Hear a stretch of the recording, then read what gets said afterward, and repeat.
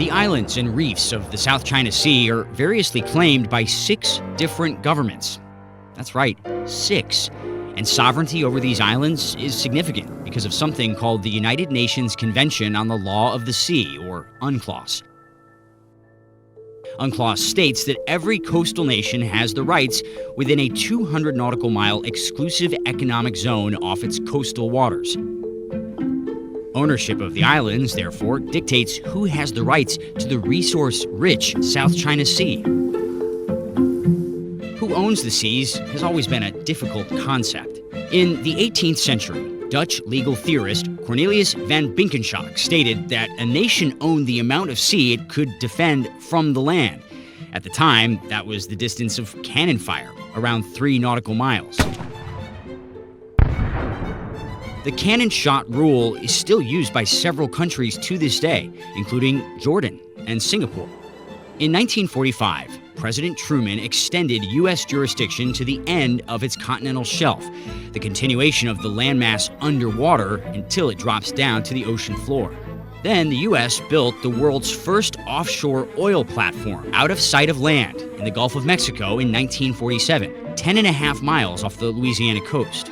That started a race to claim oceanic resources far beyond the cannon shot distance from the shoreline. This led to a lot of countries clashing over their perceived rights. For example, the UK and Iceland had no less than 3 disputes, known as cod wars, over the fish in what are now Icelandic waters. We will feel ourselves obliged to sever diplomatic relations. To mediate these disputes, UNCLOS was drawn up and came into force in 1994. It carved up maritime territory into 4 main sections, typically measured from the low water line on a nation's shores. Within the territorial waters, a state can regulate use and has ownership over any resources found within. Foreign states can sail through, but they have to abide by the nation's laws. Within the contiguous zone, a state can continue to enforce laws in 4 specific areas: customs, taxation, immigration, and pollution. Within the EEZ, the state has the sole rights over natural resources, but foreign states may sail through, lay underwater cables, and even pass through for military reasons. And on the continental shelf, a state has the rights to resources in the subsoil of the continental shelf, but not the water column above if it is beyond the EEZ.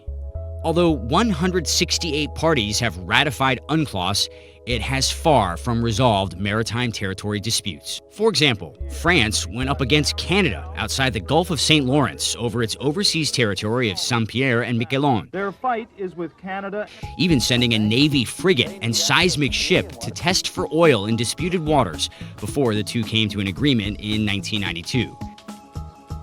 And then there's the South China Sea. Based on its claim over the Spratly Islands, China states its EEZ covers pretty much the whole of the South China Sea, violating the EEZs of several countries. Despite the wording of UNCLOS, China believes it can control military activity in the EEZ too, leading to numerous clashes with the U.S., which regularly holds freedom of navigation patrols in the South China Sea. Leading to the question, if one country can ignore UNCLOS, what's stopping the rest?